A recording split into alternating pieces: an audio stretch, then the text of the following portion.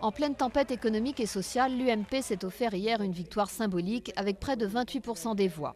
Une victoire qui revient en grande partie à Nicolas Sarkozy, grâce notamment à ses 6 mois à la présidence de l'Union européenne. Le chef de l'État a désormais les coudées libres pour entamer la seconde moitié de son mandat et pour remanier son gouvernement.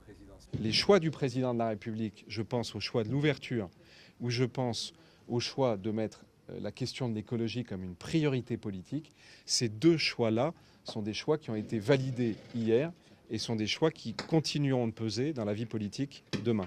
L'autre grand vainqueur de cette élection, le mouvement Europe Écologie de Daniel Cohn-Bendit, a visiblement bénéficié d'un thème porteur, mais également des voix des déçus du socialisme qu'il talonne. L'ancien étudiant de mai 68 aura désormais un vrai groupe au Parlement européen. Il y avait une élection européenne. Nous avons fait une campagne européenne. Nous avons tenté de donner des réponses européennes aux crises, aux urgences auxquelles nous sommes confrontés. De son côté, pour son premier test électoral, Martine Aubry réalise le plus mauvais score du PS depuis 1994. Un échec lié aux divisions du parti et une campagne qui n'a pas permis de faire apparaître le PS comme une alternative crédible à la majorité. Les élections européennes ont toujours été pour les électeurs un moyen d'aller ailleurs que sur les grands partis, surtout quand ils ont déçu, et c'est notre cas. L'autre grand perdant de cette élection est le centriste François Bayrou, à la tête du MoDem, mouvement pourtant très européen.